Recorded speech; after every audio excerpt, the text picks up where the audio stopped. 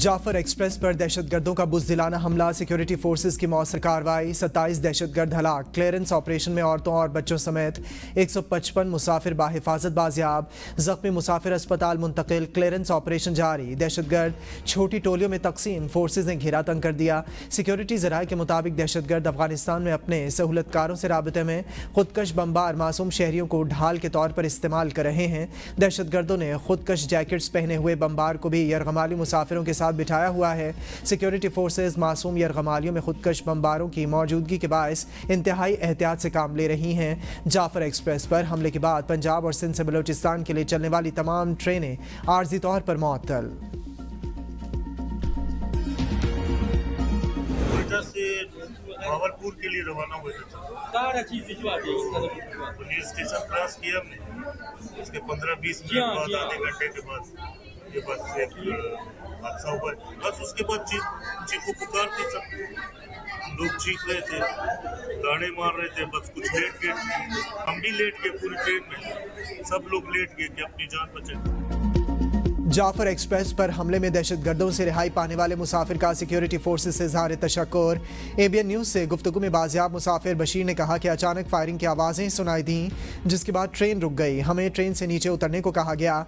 मेरे साथ बीवी और बच्चे थे, जिस पर मुझे जाना को कहा गया।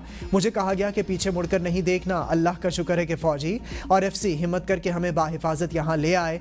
बाजियाब 57 मुसाफिरों को सख्त सिक्योरिटी में कोयटा स्टेशन लाया गया, जिन्हें मत से वैगनों के जरिए कोयटा पहुंचा दिया गया। मुसाफिरों के अहले खाना भी कोयटा के रेलवे स्टेशन पर मौजूद थे। बाहिफाजत वापसी पर शहरियों ने अपने प्यारों को गले लगा लिया।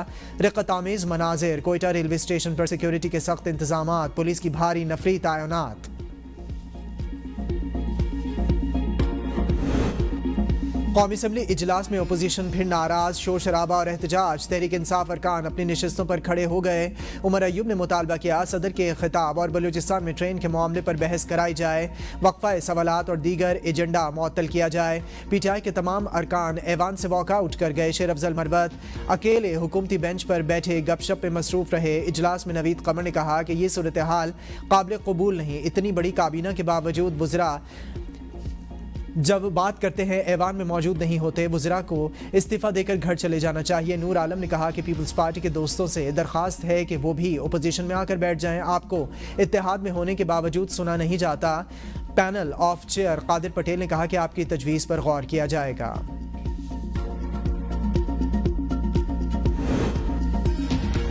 कोई ऐसा फोरम है जो 175 के तहत ना बना हो और वो सिविलियन का ट्रायल कर सकता हो? यह आईनी बेंच है, कोई हाई कोर्ट नहीं कि दायरे समात महदूद होगा। हम मरकजी फैसले से इत्तेफाक भी कर लें तो अपनी राय अलग से दे सकते हैं। फौजी अदालतों में सिविलियंस के ट्रायल के खिलाफ केस में आईनी बेंच के रिमार्क्स। जस्टिस अमीनुद्दीन ने कहा कि दूसरी तरफ के वकला ने कहा कि इंट्राकोर्ट अपील का दायरा महदूद है।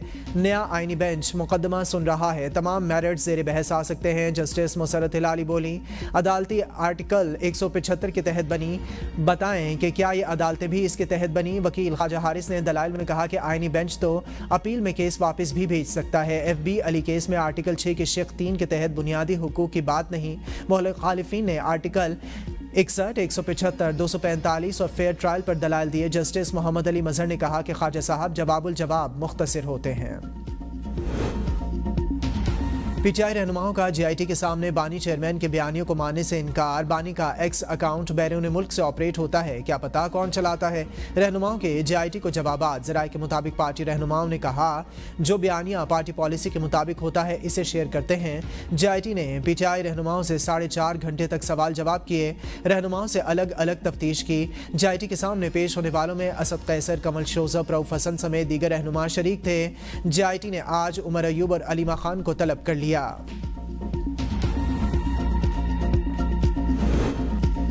मुल्क दहशतगर्दी का शिकार। अपोजिशन ईद के बाद इस्लामाबाद पे हमला करने की तैयारी कर रही है। वज़ीर दिफा ख्वाजा आसिफ की ABN न्यूज़ से खुसूसी गुफ्तगू। कहा यह भी एक दहशतगर्दी है जिसकी जिम्मेदार तहरीक इंसाफ है। दहशतगर्दी बारे बानी PTI और इनके हवारियों के मौक़िफ़ में अबहम है।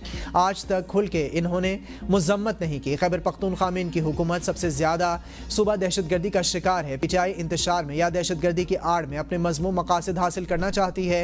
इन्हें मुल्क की सालमियत के साथ कोई वास्ता या मोहब्बत नहीं है।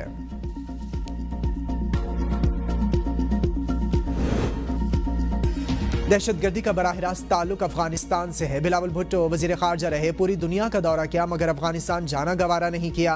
मुशीर इत्तलात खैबर पख्तूनख्वा बैरिस्टर सैफ का बिलावल भुट्टो के बयान पर रद्द-ए-अमल, कहा क्या बलूचिस्तान के हालात की जिम्मेदारी भी अल यमीन गंडापुर पर डालेंगे। सिंध के हुक्मरान खुद कच्चे के डाकुओं को असलहा फराहम करते पकड़े गए।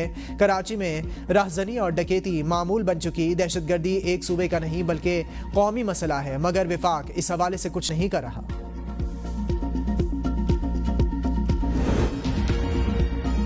मुसल्ला लोगों के साथ मुज़ाकरा नहीं, ताकत से ही बात हो सकती है। स्पीकर पंजाब असेंबली मलिक मोहम्मद अहमद खान की मीडिया से गुफ्तगू, कहा ये चंद मुट्ठी भर लोग हैं जिनका खात्मा करने की सलाहियत हमारी सिक्योरिटी फोर्सेस के पास मौजूद है। जब तक आप इंतशार को ख़त्म ना कर लें मुज़ाकरात नहीं हो सकते। 9 मई के वाक़े में बैरूनी शरपसंद अनासिर मुलविस थे। जाफर एक्सप्रेस के वाक़े में भी बैरूनी शरपसंद अनासिर मुलविस हैं।